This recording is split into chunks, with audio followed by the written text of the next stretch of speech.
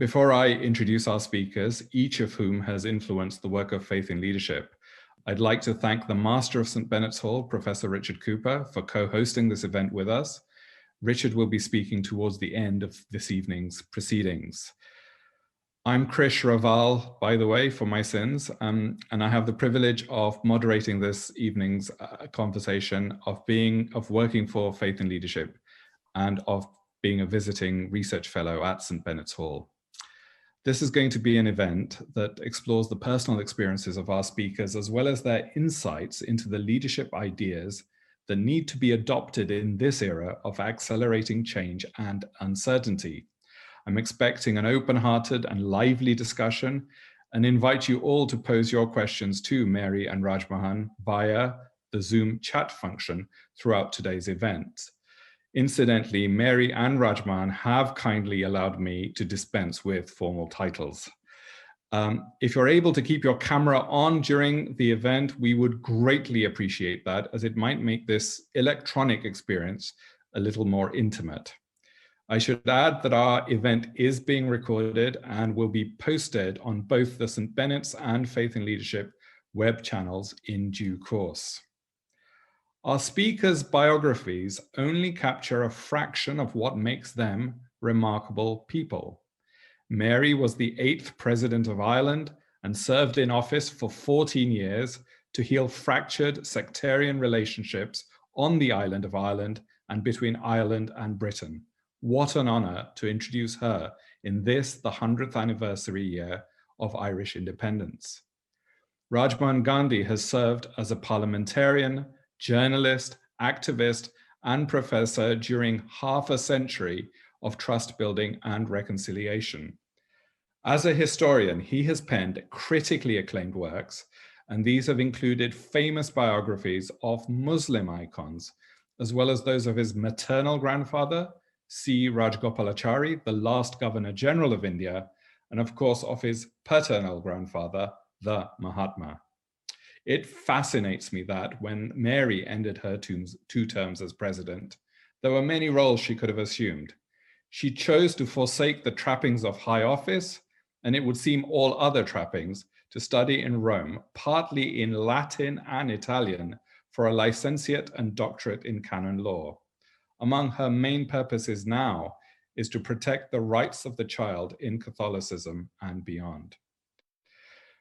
Rajmohan's role as publisher of the weekly journal Himmat during the late 1970s emergency in India was one of the few forms of resistance to a government which had imposed martial law and suspended civil liberties.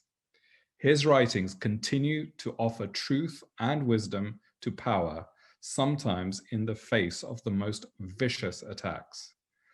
In particular, he has enabled an understanding of Gandhi not as a mythical anomaly to invoke when it suits the argument, but as a human whose values, message, and immense sacrifice still matter. Mary and Rajmohan are, of course, of different generations, cultures, and backgrounds. Both, however, have transcended the restrictive and colonial legacies of their birth. Both are unwavering advocates of nonviolence and human rights. Both have been journalists. Both have sought to redress the injustices fostered by their own religious communities. Both meditate or spend time in quiet. Both are professors, and both, with the support of their distinguished and equally remarkable life partners, Martin and Usha, stand out as examples par excellence of conscientious leadership.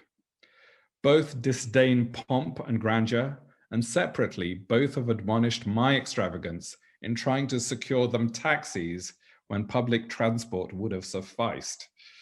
Yet it is the courage of both speakers that stands out most to me. It is up to us in the next while to unearth these and other precious perspectives, experiences, and thoughts. Thank you, Mary and Rajmohan. We so appreciate you giving your time to talk with us today, and indeed for being available in the early hours, Rajmohan, to run technical checks. Before we begin our conversation, I will hand the floor to the Regius Professor of Divinity Emeritus in the University of Cambridge, Professor David Ford, a pioneer of interfaith theology, who is also the chair of faith in leadership. Well, thank you very much indeed, Krish. And it's so good to be here, and also with Mary and Rajmohan. One of the fragments of Mary's biography that hasn't got into either yours or the bio with this meeting, Krish, is that she is the Chancellor of Dublin University, Trinity College Dublin, which is my alma mater, and that's lovely. And I am, of course, Irish, as she is as well.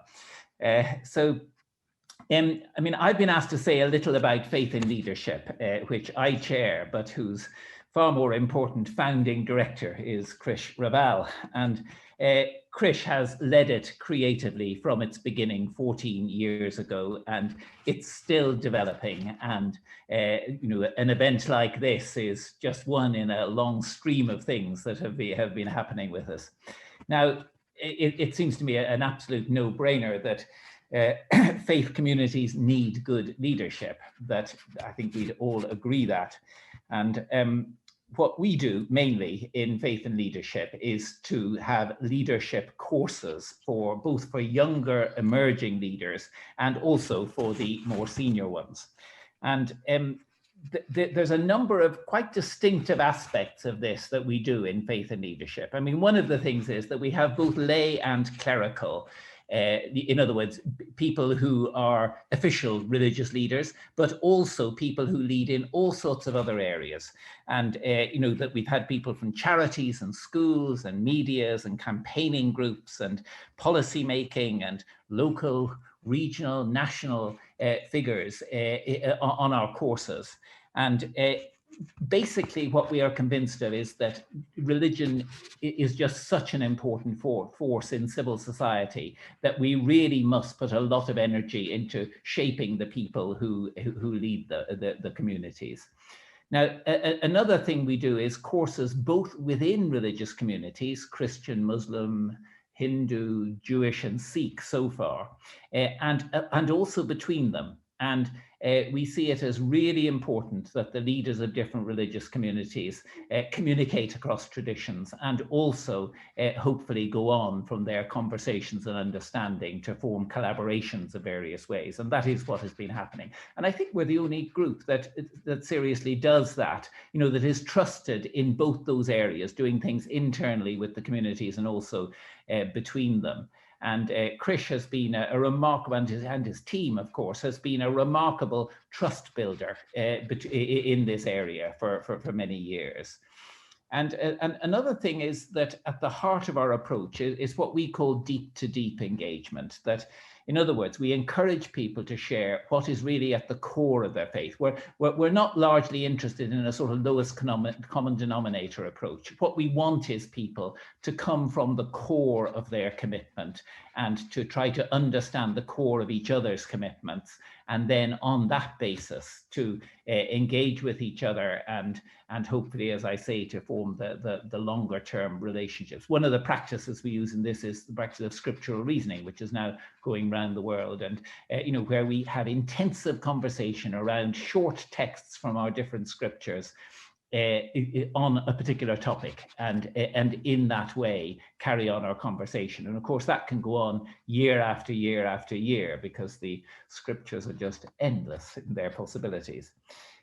But a fourth and increasingly important thing for us is our alumni network, that we've slowly been building it up. Every time we have courses, we draw people into that network. And it's been really interesting to see the number of things that have been generated by these relationships, often amounting to deep friendships, actually, both between the religions and also with other more secular organizations. I mean, in our complexly multi-religious and multi-secular society. But finally, I think one thing we do is we really value institutions, that not just the individuals and groups that labor in them, but also we really value the sustaining of institutions and institutional creativity, and try to support people in this within their traditions. And for us in Faith and Leadership, the latest institutional thing has been our new base at St. Benet's Hall in Oxford. And as a Cambridge person, of course, I'm absolutely delighted about this. And I mean, to see the St. Benet's commitment to research, to public education, and also to what one might call wiser faith and wiser understanding of faith in the public sphere, that is what we are delighted to combine with, you know, all the things that we do, all the things that they do. And we trust that that's the beginning of a very fruitful relationship. And we're deeply grateful to the welcome we've had from St. Benet's.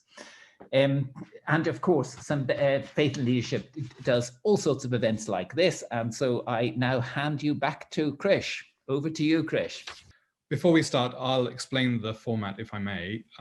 As I mentioned earlier, we would be very grateful if you could please keep your camera on throughout the event. I know somebody is feeding their child, so you're excused. Absolutely. Thank you for your kindness, Georgia, in putting that in the chat. Can I just say, please do type your questions and post them in the Zoom chat facility. We aren't likely to cover all points, but I have a team of colleagues who will relay selected questions to me. If I call your name, do please be ready to unmute yourself in order to put your question directly to us. Normally, we encourage interactive exercises at Faith and Leadership meetings. So at the end of our session, you'll have the option to meet in a series of breakout rooms and discuss the thoughts provoked by today's conversation. No doubt Mary and Rajmohan will hold the floor without our interventions, but if I may, I'd like to pose a few questions to get things started. So Mary, Rajmohan, you both grew up amidst convulsive violence and all that is associated with that. Mary, are there lessons from those times that can help us to deal with current uncertainties facing our world? I should have said I grew up in Belfast, where Christians, regrettably, were the protagonists in what was effectively a civil war that broke out on my doorstep as I was a teenager. The thing that has always struck me most forcefully is how around me, because I lived in one of the areas most deeply affected by the breakout of sectarian warfare, essentially, in the late 1960s, was how different people adapt to that, how the gravitational pull of history can lead people back into the if you like, the normative paramilitarism that was always there, and how difficult it was once that genie of violence was out of the bottle to get it back in again. I mean, it took us 30 years and 4,000 deaths and God knows how much hurt before people were willing to compromise enough to create what we have as a Good Friday Agreement. So what it did for me was I looked around and I just thought from first principles, violence is a zero-sum game, particularly if you are dealing with a situation in a civil conflict between neighbors.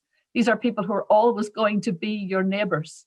They're always going to be your neighbors. And I could never understand why each side would continue to inflict misery and raw woundedness on the other, and constantly postponing the day when we could be good neighbors, relaxed, easygoing neighbors to one another.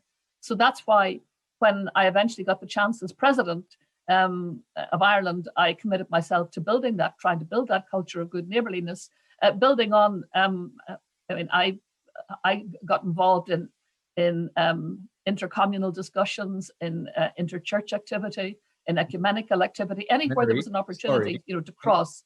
Can I just before you go into, before you go into the presidency, yes. The violence was so deep. I mean, it affected you personally.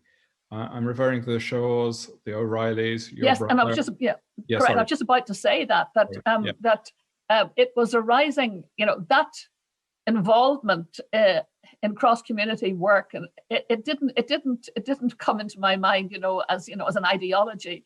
In many ways, it came just from the first principles of suffering the deaths, seeing one neighbor. My sister was bridesmaid to one of our neighbors. They were Plymouth Brethren family. One of the sons of that family went out one night and killed 4 Catholics. And he also killed a 5th person, a Protestant, who was passing by the church, Catholic church, thinking he was a Catholic. And that man died in my cousin Paddy's arms because he ran across the road to help him. And a few next door to these people, the Shaws, who were gorgeous people, good friends of ours. Next door, the 2 youngest sons in that family were the older brothers I never had, 2 Catholics. They were murdered on the morning of my wedding by loyalist paramilitaries. And there's a whole baleful story of tragedy, out of which I also saw, I saw how that young man, he incidentally got involved in loyalist paramilitarism in response to IRA paramilitarism. One of my friends who I played badminton with, and who was a seminarian, a Catholic seminarian, came home one summer from seminary, and because of what was happening in our parish and the things that were the awful sectarian warfare that was being conducted, he joined the IRA, became one of the very well-known characters in the IRA, led a very famous breakout from the Maze prison where so many of them were held.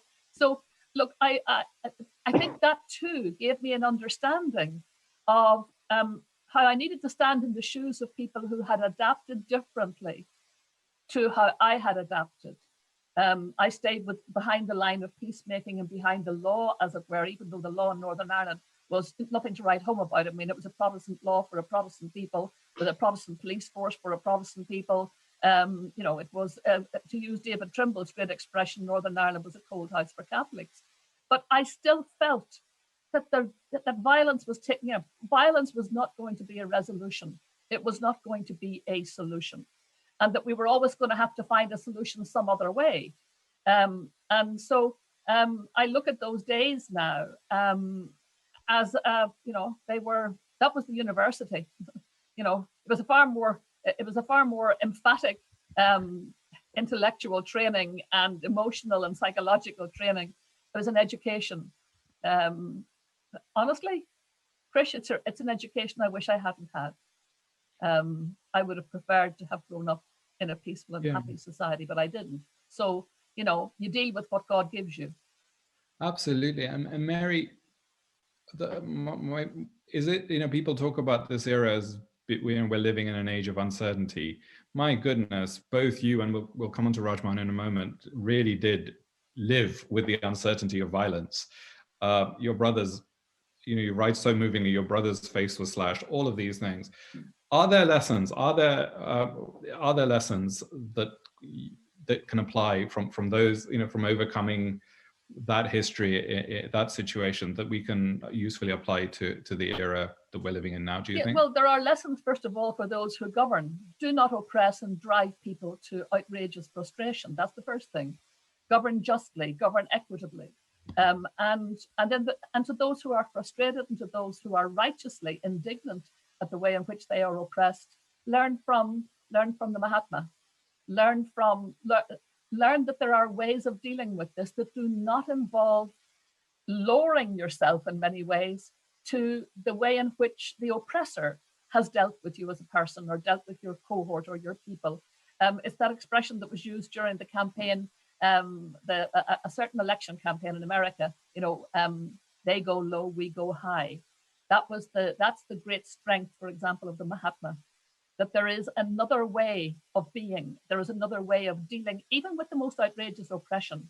There are always other ways of, because truth at the end of the day, I believe very firmly, I believe the truth will always, no matter how much concrete you pour in, across it to try and stop it from bubbling to the surface, it will always bubble to the surface. But unfortunately, if it results in violence, then you're left with all the additional problems to deal with.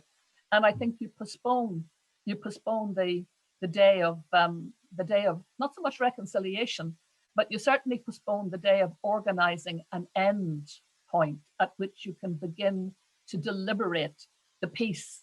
And God knows that took us 30 years to get there. And that was such a waste of time and life, because at the end of the day, we just went round in a circle. Sooner or later, we were always going to be neighbours. Sooner or later, we were always going to have to learn to find some way to live together. We could have written the script for what became the Good Friday Agreement. We could have written it 30 years earlier. In fact, it was written 30 years earlier almost by John Hume, but nobody listened. So, the thing is, listen to the powerful voices that are on the side of those who are oppressed and to those who govern.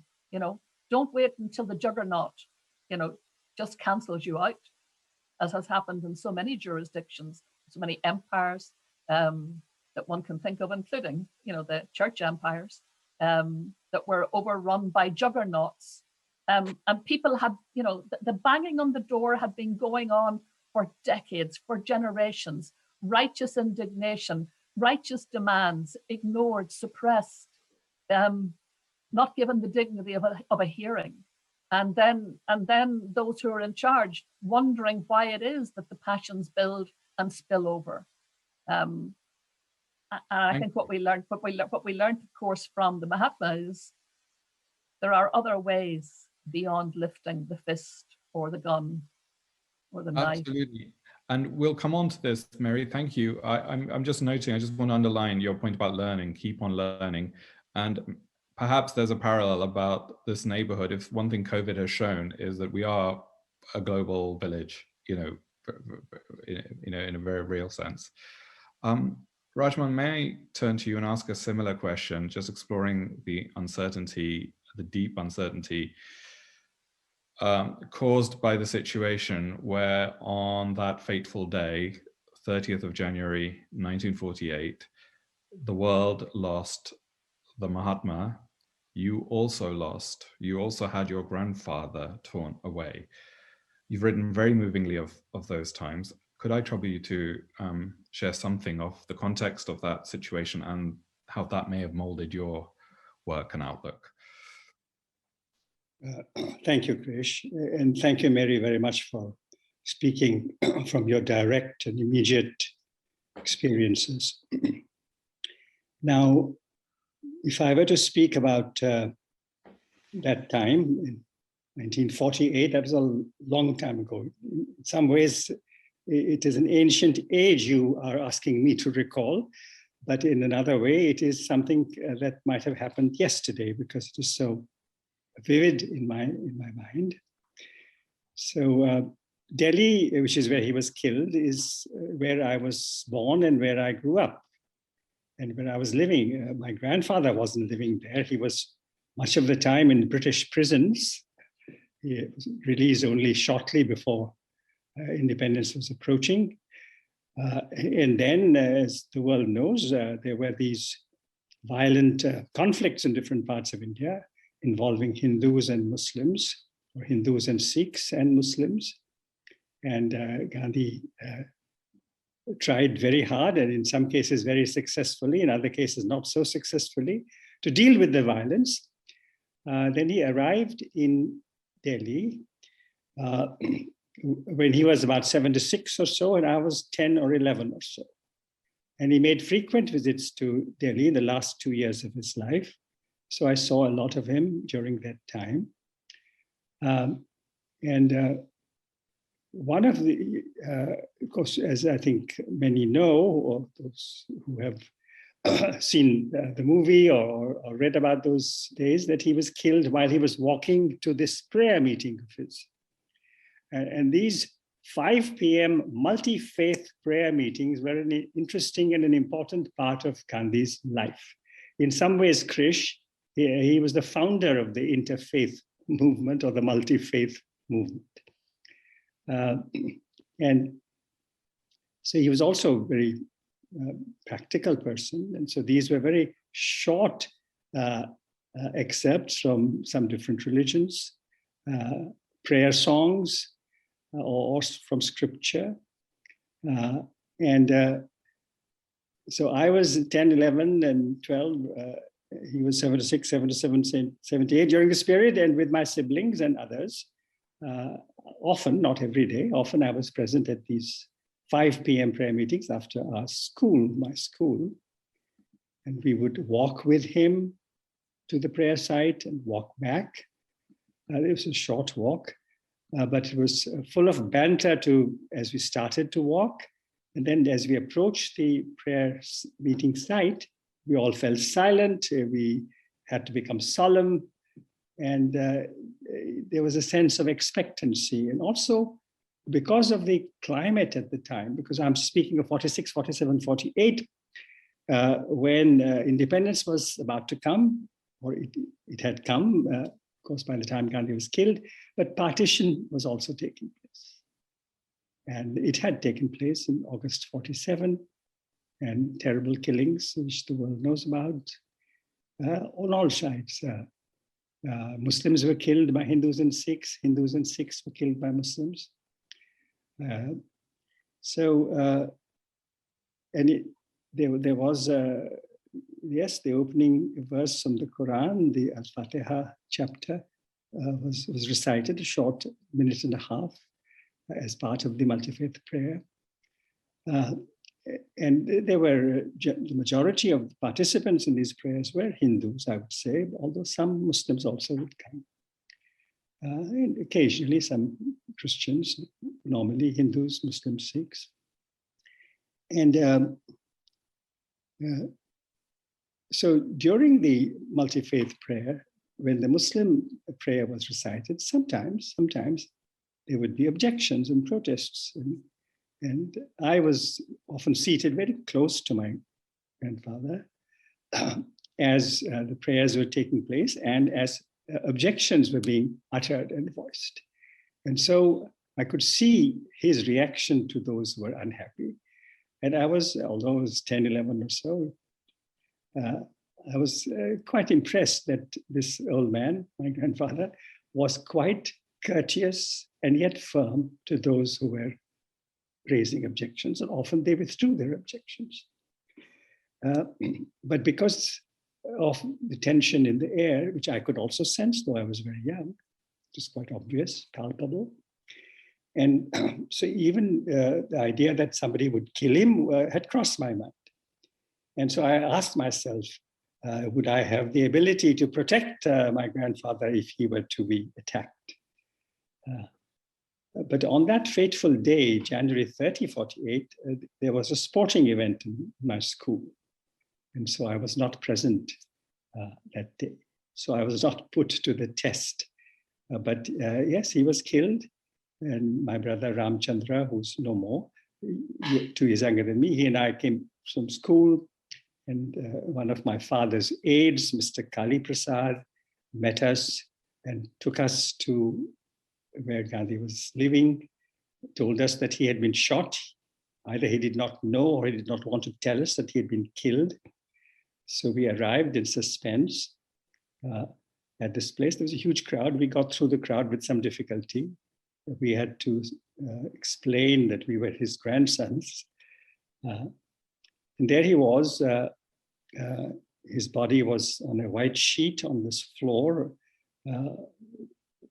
thin rug under that, in this room where he was living, where we had frequently visited him. And my father was seated with him. Nehru was there. Mountbatten was there. And I guess because some of what he had taught had got into my spirit, the thought of who might have killed him and who is this man and can I take some revenge on him, that never entered my mind at all. At all. And of course, aware as I was, even at that young age, that he had performed some astonishing feats of peace building in difficult situations before he had come to Delhi and in Delhi shortly before this killing. So I was aware of his incredible potency in changing things. And so as a boy, I said, well, this man is probably going to stand up and start walking again. This is what I expected. That did not happen, but I think it is a fact of history that his assassination contributed to bringing peace. And it contributed also to the fact that India then adopted a constitution of complete equality, that India was not going to be a nation of the Hindu majority. It was going to be a nation for everybody, for Muslims, for Sikhs, for Christians, for Buddhists, for atheists. So, of course, Nehru was the prime minister at the time. And he also played a very great part in ensuring that this is how free India would grow. And so I mentioned this partly also because today we are witnessing something very similar. 70 plus years after his assassination, there has been in recent years a tremendous movement to make India a Hindu state, a state for Hindus only, that others may exist on sufferance. They may be given rights, but they can't have equal rights. That is this tendency, as the world knows, has taken very fierce form in recent years. But there are many who are fighting, and Gandhi's spirit is supporting those who fight for equality, partnership. Beautiful. Thank you so much. Thank you. Can we move on? Mary, how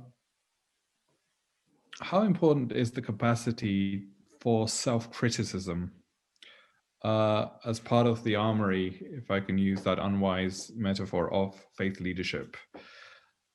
And if I can ask two other supplemental questions. If a faith leader publicly is self-critical of his or her, so is criticizing his or her faith, is there a risk of, washing dirty linen in public, and therefore there is some, extra comeback to one's faith? And then I was also interested, my second sub-question is, if you are a leader in public life who belongs to a particular faith and you criticize that faith, is there a risk of undermining the community, if not the source, the community which sustains you and to which you belong? You've pretty much described my life in many ways, because I would be regarded as a member of the Roman Catholic tradition, but I'm definitely not an uncritical member of that tradition. I think absence of criticism has been dangerous.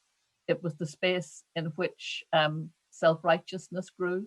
It was the space in which doctrinal mistakes were built on year on year on year, and never critiqued, never exposed for the mistakes that they were. One only has to think of the history of anti-Semitism in the church. One only has to think of the history of homophobia in the church, which this very week has been blown out of the water. The biblical tradition on which that is based has been absolutely blown out of the water by a new study by a group of scholars. Critique is what helps us, I think, in many ways to grow, to be open, for example, to be open to science, to be open to new thinking, to be open to fresh thinking. And I think many of the churches, my own church is a classic example of a church that was damaged by by being fearful of critiquing, by being much more concerned with both the image of the church and the protection of this thing that you call communion, this community. In the Catholic tradition, we are obliged to maintain communio. But just let me describe what happens when you put communio first and you put the institution before the person, and indeed before Christ himself. I think back to the long, many years now of investigations carried out by governments, including my own government in Ireland, but not just in Ireland, in England, Australia, in America, and indeed elsewhere, in relation to clerical child sex abuse, and in particular into the way in which clerical child sex abuse allegations were handled, endemically handled badly, systemically handled badly by those who were in charge, by the bishops. In my tradition, we are told that we have to obey our bishops, when they are teaching us issues of faith. So there's a lot of trust in obedience. To obey, we're told we're obliged, but actually it relies a lot of trust. We depend a lot on trust in our bishops. And here we are with them exposed all around the world as people who lied, as people who covered up for the most dreadful criminal predators. And that, of course, damaged trust hugely between magisterium and people. But most importantly, looking now at the series of investigations and stories that came into public domain, not one of them, not a single one of them, came into the public domain because they were offered up freely by the institutional church. They came because of the secular media, the press, because of secular NGOs that protected and helped victims. They came because of the courage of victims, and ultimately then because of pressure from the people of God who just could not accept any longer that communio was worth this. Because if communio at the end of the day is about living with untruth and living with evil, then I don't know, where does God enter this? Where does morality, where does conscience enter? It seems to me these are dangerously suppressed and repressed. And we have learned the danger of that. In the case of my own church, which speaks out, I mean, Pope Francis speaks out very loudly, you know, he's very good on climate change, on the option for the poor, on migrants, on the responsibilities of the workplace and of capitalism in relation to the workers. He's good on all those issues. But that's a tradition in the church of speaking out from the pulpit that the church occupies as the biggest Christian denomination, as the biggest NGO in the world, as the only faith system with permanent representative status of the United Nations. That's hugely influential. But what it doesn't have, regrettably, is a tradition of self-critiquing. It has a fear of self-critiquing. And one doesn't have to go very far back to find that. And so it looks to me now, for example, in the educated West, where there's a huge difference now between the educated West and the developed countries and the undeveloped countries, developing countries, where faith is in the decline, because a population who are now educated, who are educated about their rights, who understand about freedom of conscience and opinion and belief, now use and exercise those freedoms. Freedoms, incidentally, should I just say, while Rajmohan is here, that we can say thank you to the Mahatma for. He died in January of 1948. What happened in December 1948? Something that he had been intimately involved in helping to construct, Universal Declaration of Human Rights. We wouldn't have it without the principles that he helped to gel, to consolidate, and the voice of sanity after 2 ridiculous world wars that insisted there had to be a better way. That's captured in the Universal Declaration of Human Rights. But in acknowledging rather, that by divine right, real exercise of divine right, as opposed to the divine right of kings and emperors, but the divine right of the individual to their own conscience and belief, here is a tool for critiquing that should help keep institutions fresh, should keep from oppression, should keep from mistaken self-righteousness. And so I firmly believe that people of faith really need to engage in internal dialogue with their own faith system and external dialogue with both the secular world and with other faith systems. We've all been damaged, I think all of us, horrendously damaged by a culture that thinks my faith and mine alone is the one that God intends for the world. And that was my church's teaching, up until Vatican II, really. It was my church's teaching that there was only one way to God, and that was not just through the Catholic Church, but through the Catholic Church, where the Pope was intended by God, apparently, to be both Pope and Emperor. And it's not that long ago, it's not that terribly long ago, that the critical voices within the church, pushed and shoved by the laity, who had long abandoned those silly notions, eventually got around to lowering the barricades that are built by self-righteousness, by failure to critique.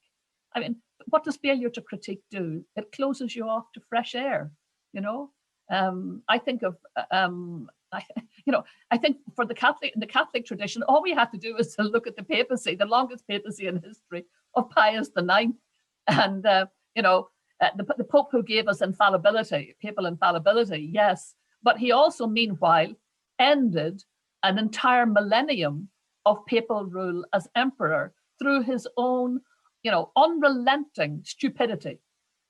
His failure to hear the voices, the critical voices that were raised in righteous indignation at a church that allied itself with the very empires that the Mahatma and many people in my own family in Ireland decided were not really God's will for, or not only God's will for the people of God, but weren't good for the people of God, weren't good for humanity.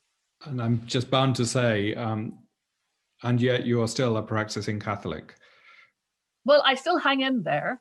I was in a discussion the other night in the Lutheran Church in Dublin. We were on the 500th anniversary of the Diet of Worms, and one of my colleagues who was talking just reminded us that there are over 40,000 Christian churches.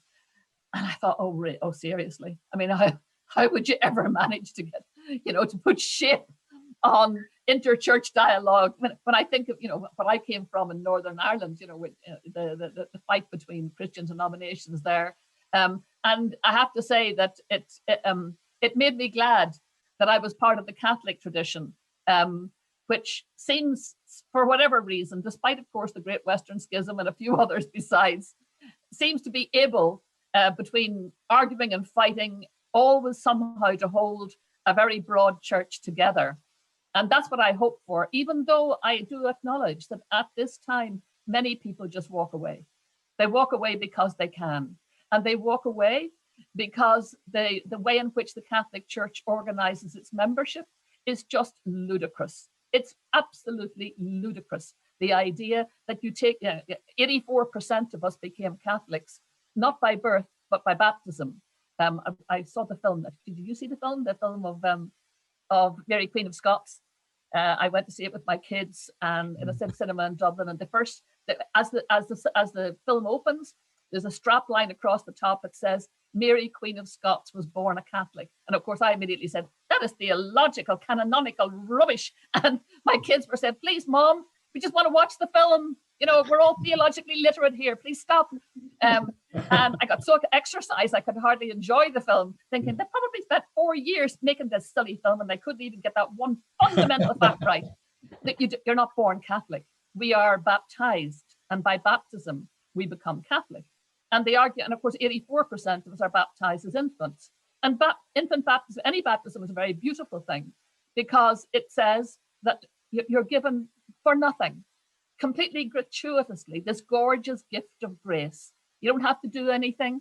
You don't have to say anything. It's yours, and it's yours for life, and it can be used or it can be ignored. But then the canon lawyers on the same day, they interrupt the whole process and they say, yeah, actually now that you've got God's grace, you're also now a member of the Church, Catholic Church for life.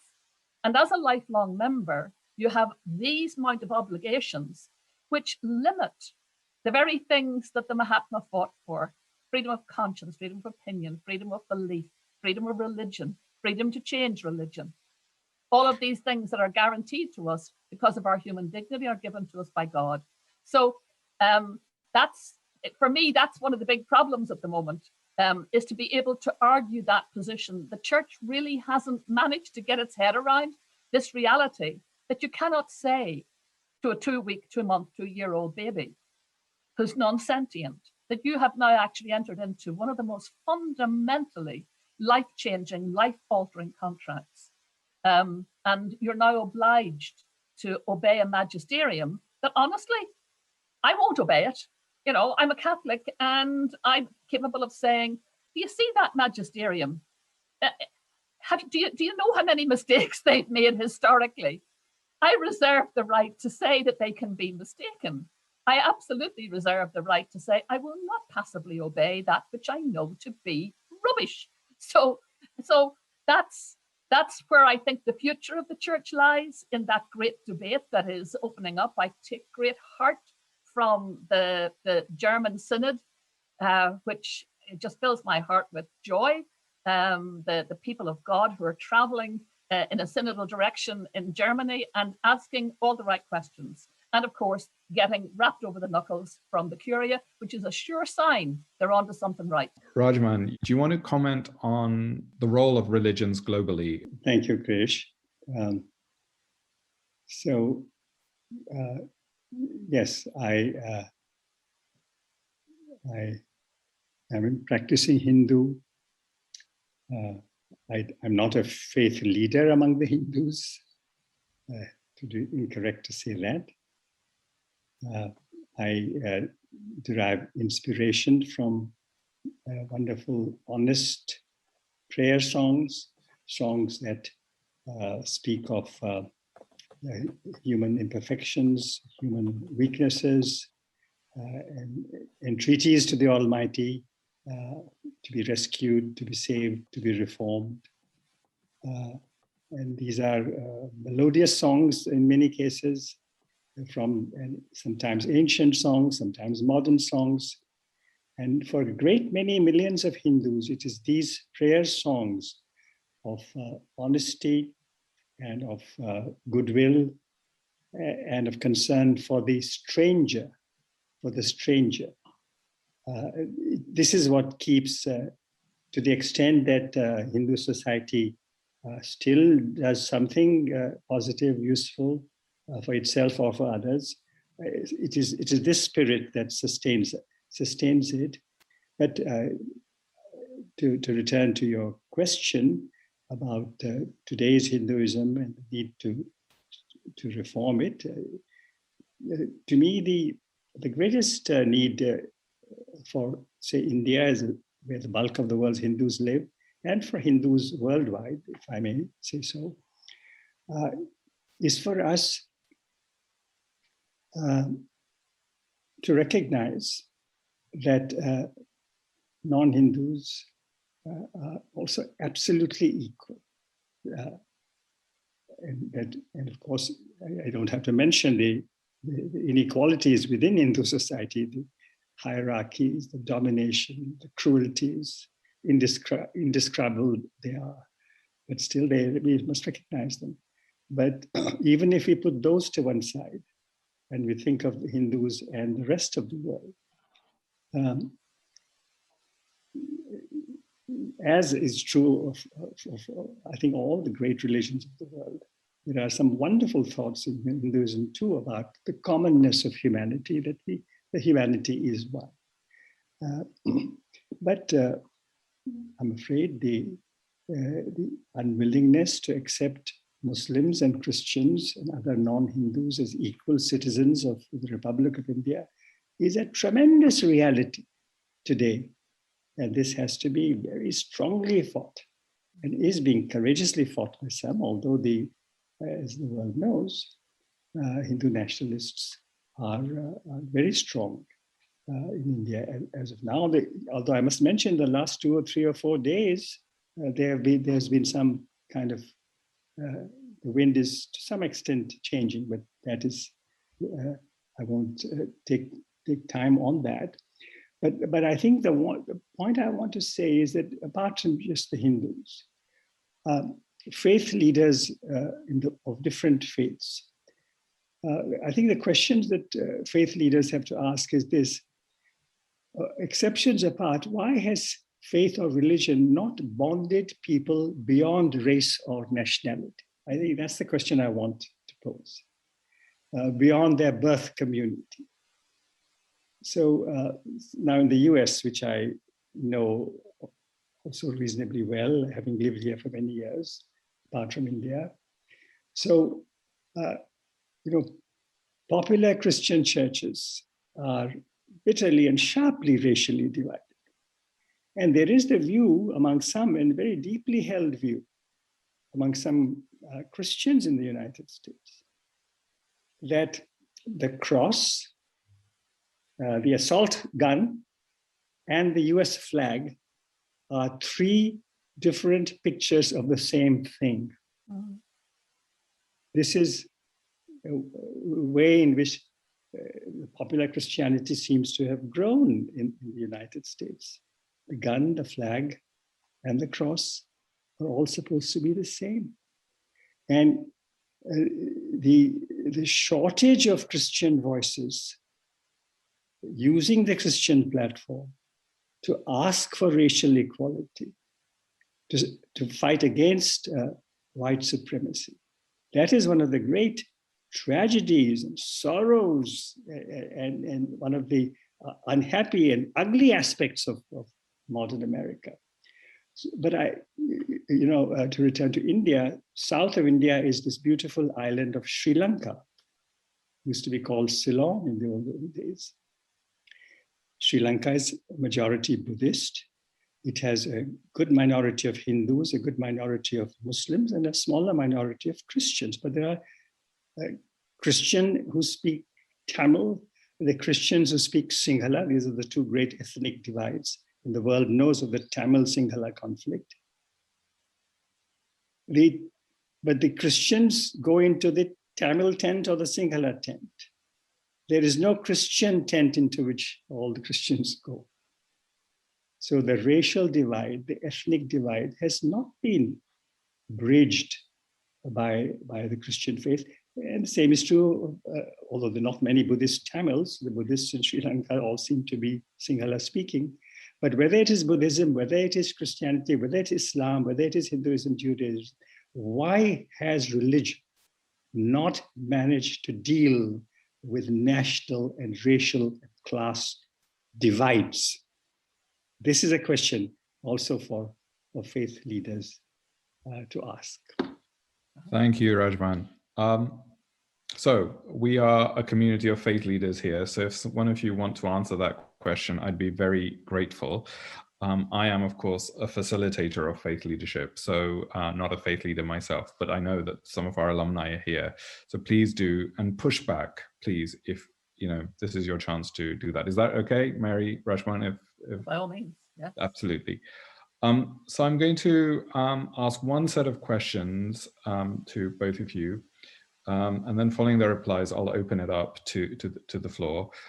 Thank you so much for the questions that are coming. Can I alert Georgia May and John Wood that we will come to you first when we open the questioning to the audience. Mary and Rajmohan, I'd love for you to talk about some of your insights into history and any trade or state secrets you care to share. That would also be really helpful. But Mary, just a little bit more seriously, I mean, how powerful or how important is the role of hospitality, faith-based principles of radical hospitality, care for the other, in statecraft and in reconciliation? And I'm referring to two things. I'm referring to the example that you and Martin had in inviting paramilitaries through the front door at the RS, if I'm pronouncing it correctly, and whether there's an arc between that and the state visit of the Queen and what happened in Dublin Castle in 1997, the way she spoke, please. Well, in fact, we're coming up to the 10th anniversary of the Queen's visit. As you know, the first visit by a British monarch to Ireland since independence, and it had taken us, all those years to be able to put in place the conditions in which that visit could happen. And it was a very happy visit, I have to say, 4 days, at the end of which a very old lady, one of the people who've been most skeptical about the visit and most resistant to the idea of having the British monarch arrive in Ireland, into an independent Ireland, wrote and just said that she felt that the visit was choreographed by the angels. And what it proved to me was the deep goodness and the genuine desire for hospitality, to offer hospitality, and even to those who had been perceived historically to be the enemy, to be problematic, to be representatives of that which was historically problematic, that the yesness in people for reconciliation is very, very deep. And if our leaders don't give voice to that, if they don't give voice to that, it just gets repressed, it gets suppressed, it doesn't do the work, the leavening work that is supposed to do. In our Christian tradition, we were taught that Christ came to teach us to love one another. Well, it was the Mahatma himself who pointed out it was a great idea, but it just hasn't been tried enough yet. And I remember when I went through the door of the day I was elected, the day I was inaugurated, and I went into the house of the president with this plan in mind to open the house up to people who over their dead bodies would come to it, people who hated the Republic of Ireland, who hated everything to do with it, who wanted nothing to do with it, who wanted to stay in their British colonial bubble in Northern Ireland and be left alone. But these were going to be our neighbours forever. I had grown up among them. I always grew up in Protestant communities. So these were people who were my friends. They were my neighbours. And I wanted them to feel that good neighbourliness. But I said to my husband, as we went up the steps into our snooker on that day, well, at that time, I thought I'd only be there for 7 years. I wasn't expecting to be there for 14. And I said to him, well, at the end of 7 years, we'll know if this great commandment to love one another really works, because that's what we're going to do. We're going to try that. Because growing up in a community which was dominated by the Protestant Christian tradition and the Catholic Christian tradition, the poor old Hindus didn't get a look in Ireland, let me say. And we had a tiny Jewish population, God love them, all left out of the frame, and probably happy to be left out of the frame, where Catholics and Protestants exhibited such intolerance of one another. I always ask myself the question, why aren't we capable of loving one another? What is wrong with us? Why aren't we capable of it? And one of the reasons is we're too easily seduced by the politics of religion, or the abuse of religion by politics. And I think that has been a leitmotif for generations, for centuries. The absorption of religion into politics, it is still being played out, regrettably, in many ways, to the huge detriment of the Catholic Church in particular, and the Christian denominations in America. I look at Joe Biden, whom I know and I hugely admire. And I think he's the most pastoral president that America has had in my lifetime. A hugely pastoral man. And you have Catholic bishops issuing statements roundly condemning him because of his views essentially on one issue only. Well, actually 2 issues, I beg your pardon. One on abortion and the other on gay rights. And the narrowing of religion to these 2 issues, and indeed taking up positions in relation to both of them that require on the part of the bishops absolutely no intellectual acuity whatsoever, because they are so extreme and claim to be, on the one hand, in the case of the LGBT, claim to be so biblically based and so shrouded in self-righteousness and lack of self-criticism. That appalls me, because I look at that. And this week, for example, it's just been talked about in the United States, that the United States bishops actually tried to have legislation in the United States which was designed to set up a self-help line for suicide victims, or people with suicidal ideation. The self-help line, the bishops actively tried to stop that legislation. Why? Because it was going to outreach to the LGBTQ community. Who did they think created LGBTQ people? Only God himself. Who did they think they have a responsibility to as Christians to love, to nourish, to help, to walk with? Only LGBTQ Christians, the most marginalized of all. So I look at that and I say, dear me, we have a lot of work to do in the field of all people who claim to be members of religious denominations. All religious leaders have a real job of work to do to try and establish the credibility, the relevance of religion in today's world, where so much tells us that its credibility is shot to pieces by the people who have given bad leadership. Very good. And do you mind we need a story about the Queen, please. Oh, the Queen. Yeah, well, you want a story about the Queen? I first started talking to the Queen about coming to Ireland in 1995. I wasn't elected for 2 years after that. I wasn't elected in 1997. I met her in really very strange circumstances in London. As a result of those, having had the opportunity to have a lovely private conversation in a very small group with her and her husband, the late Duke of Edinburgh, I was really taken aback by the deep Christian faith they had, and how important they thought it, that they themselves made a contribution to reconciliation, and how deeply it hurt her that she wasn't able to go to visit Ireland. I mean, she had 25 horses there and she'd never seen one of them run, but that wasn't the reason she wanted to come. It was about the peace and about the peace building. And so we worked assiduously over the years to make sure it would happen. It almost didn't happen because it was I left office in November of 2011 after 14 years, and we just managed to squeeze that visit in May of 2011. And I have to say she was wonderful because one of the things, she trusted me implicitly in whatever guidance I offered in terms of, how you fill a 4-day visit, the kind of things you would do.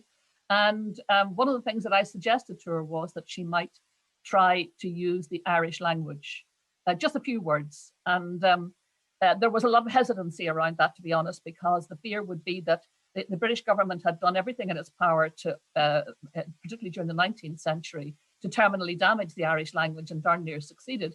And so there was a lot of resentment around the British and the Irish language. So I could understand why she would have been worried about. I mean, she was only going to make one speech, and if in that speech she used Irish language and used it badly, you can imagine the impact. So I didn't try to push it. And when the advice was, look, don't push it, there's a worry, there's a concern, I left it. But I did say to a mutual emissary that there were 5 words. I wasn't asking her to make an entire speech in Irish. There were just 5 words that I felt if she said them, they would soften hardened hearts. And that would be a great contribution. And I wrote them out in the back of an envelope. And I said to him, he asked me to write them out. He said, look, they're not for Her Majesty. And I said, make sure they're not, because I don't want her to think that I'm opening this whole question up again. But of course, at the end of the day, of course, they were for her. And right until she stood up in Dublin Castle, I had been told emphatically there would be no Irish use. And I was content enough with that.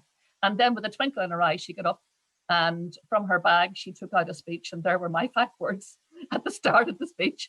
And she rendered me completely almost speechless, because I looked across at her, the man who is now her private secretary, Sir Edward Young, and he just winked and laughed at me, much to say, we got you, which they did. But the very fact of doing that, I mean, taking that risk, it was a huge risk. And she trusted me that I would give her good guidance, both in the pronunciation of the words, but also in the profound impact of doing that. Similarly, she went to Croke Park, which is the head of our Gaelic Athletic Association, and in November 1920, British troops went in there in the middle of a football game and opened fire, killed a player and killed 13 other people. That gratuitous killing by uniformed members of the British Armed Forces did not go down. You can imagine how that has gone down through history. Not for nothing is it called Bloody Sunday. And I suggested that she might go there to Croke Park because it's a real heartland, of Irish life. Irish life revolves in so many places around the GAA, around football and hurling, and it's not just a sporting association. It's a deeply cultural community, and she went there. Even though again there were a lot of voices that said, "Oh, I don't think that's right. Shouldn't be doing that. No, that's going to be a disaster." It was brilliant, and what was more important for me was I knew emphatically that the GAA authorities would invite her. That gets back to your hospitality point, doesn't it? Yeah. That they wouldn't resist, that they would see that this was the opportunity to express hospitality, to express generosity. And even if people were soured by the experience, and there were people who were getting up early in the morning to make sure they were soured by it for as many hours as the day would allow, that there would be enough goodwill would come from it that would transform relationships, and it did. And what I thought was wonderful was the GAA authorities, when they were asked by my husband to invite the Queen, the one worry they had was the Ulster Council. Well, I'm from Ulster, And the Ulster Council, the General Secretary of it's an old friend of mine, God rest his soul now, Danny Murphy. And they thought that Ulster would be resistant to the idea of bringing the Queen to the GAA headquarters. And when Danny spoke up at the meeting, he asked, why does she want the Queen to go there? And Martin said, because he wants the Queen to see the best of Ireland, and the GAA is the best. And Danny said, if that's what the president wants, then it's our obligation to do it and to do it right, which is what they did. So, you know, there's your hospitality again, that when people open up and do the decent thing, what becomes possible after that? I mean, Sinn Féin didn't take part in any, we could not, on pain of death, we couldn't get Sinn Féin to be involved in the Queen's visit. They instructed all their, you know, all their councillors and all their senior leaders to have nothing to do with it. And so we kept seats for them, but anyway, they wouldn't. But a year later, Martin McGuinness, who was then First Minister, met the Queen and shook her hand, and shook the hand of the Duke of Edinburgh. And actually what had happened was that over the course of the 4 days, Sinn Féin realised they were wrong, that their lack of generosity was costing them. And one of their own members, who was a mayor of Cashel, the town of Cashel in Tipperary, where the Queen was visiting, he had been instructed, of course, not to meet her. And so he wasn't on any of the protocols or programmes. But on the third, by that time, we were now into the final day of her visit, and Ireland had opened up to her and welcomed her. And there was a great, do you know what? There was grace moving through the country. There was grace moving through hearts. They were softening. There was a great reconciliation. There was a lovely atmosphere. And that man got up that morning and he said, damn it, I am going to meet her. I represent all the people, not just the Sinn Féin people who elected me. I represent all the people. And he did. So he broke, you know, he broke the hex, he broke the rule.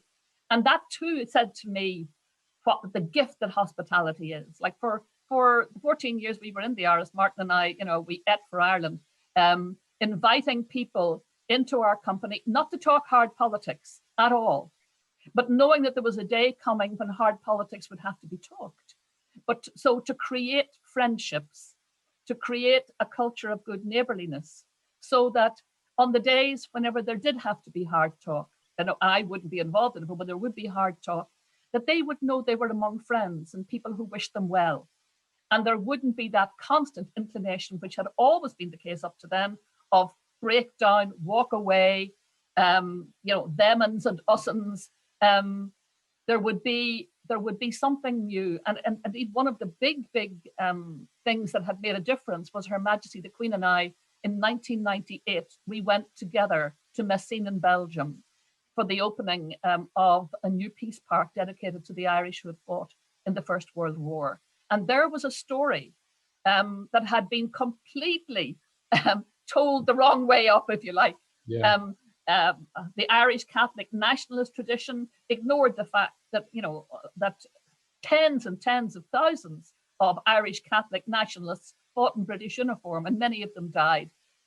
Northern Unionists, Northern Protestant Unionists, they devised a story which said that really the only people who fought against the forces of the Axis in the First World War, they were Ulster Protestants. You know, and this story, all that those stories did was they helped to keep us apart. They kept othering each other, and suddenly we started telling the truth about those stories. That actually, hang on a minute, lads, there were Catholics and Protestants, Republicans and Nationalists fighting together at Messines, at the Somme, looking after each other, brothers in arms. So we started to tell the story the right way, and then there were so many really great people who had been working for that for a long time. And Her Majesty and I went together to Messines to open that peace park in 1998. And there, even in just doing that act of mutual hospitality, there opened up a new space in which people who had never talked to each other about this, they'd never talked to each other about it at all, really. Suddenly they had a space that they could share. And out of the woodwork came people who knew that they had ancestors, they had relatives who had fought in that war and whom they'd not been proud of, you know, whose memories were in shoe boxes and attics, and those shoe boxes were opened up. and they released into the body politic a whole new grace, just like, frankly, the Mahatma's death released a whole new grace into the body politic. Like, those who killed him thought they would silence him. Good luck to them. There wasn't a chance of silencing him.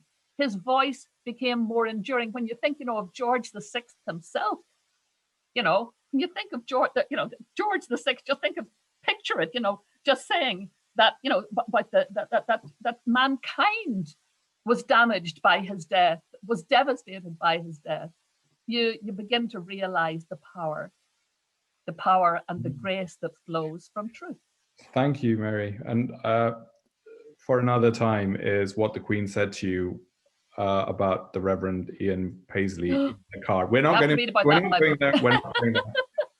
Rajmohan, you actually established a center in Panchgani that is dedicated to hospitality, that places character above everything else.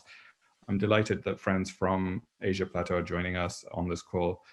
Can you tell us about your experience of what happened at that center belonging to Initiatives of Change, why you wanted to establish it, and what, how hospitality has played a role in proceedings there, because that's a place that welcomes everyone from all backgrounds. So there's an actual practical, physical, beautiful place.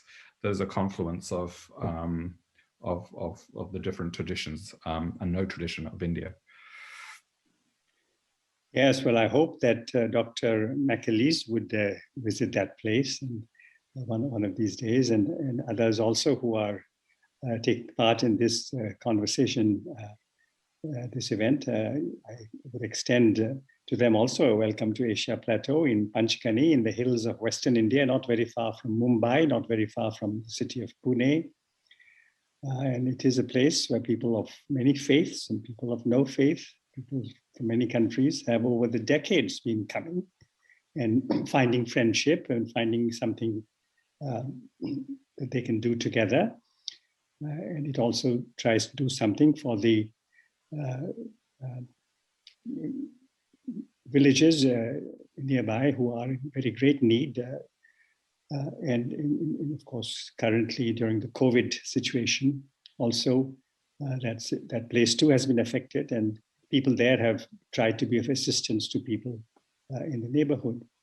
But if you'll allow me, I would also mention this, Krish, that this COVID thing in the world as a whole has also enabled the world to see, as you pointed out, COVID is the great equalizer. It attacks anybody irrespective of their political views, their religious views, their race, their whatever, caste. It is the great equalizer.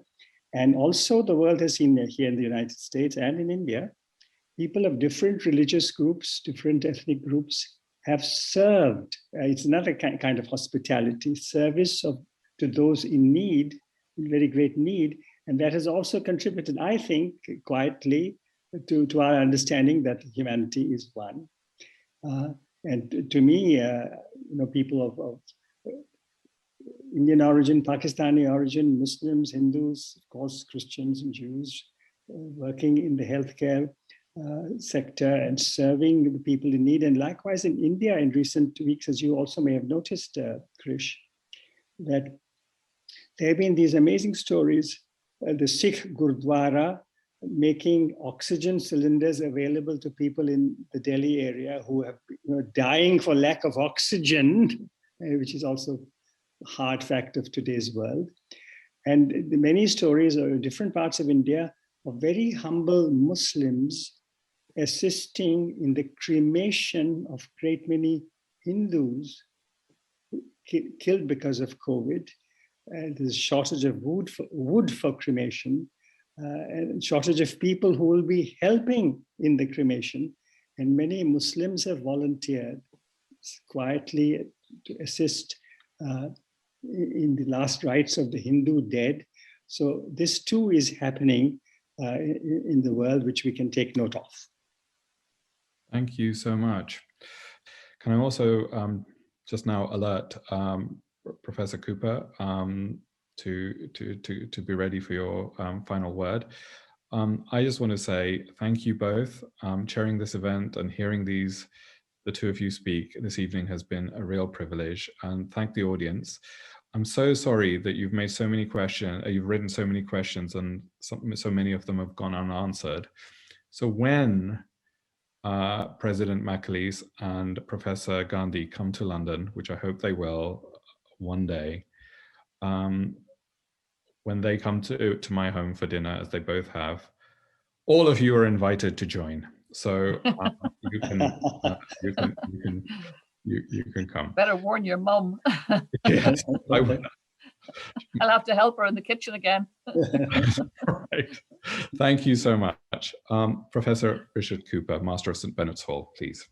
Thank you very much, Krish. Thanks to our two fine speakers and to over 120 people. It's been a great privilege to hear you all, to follow the questions, many of which have been answered, and to talk about how my admiration for faith in leadership, with whom St. Benet's has found so much in common.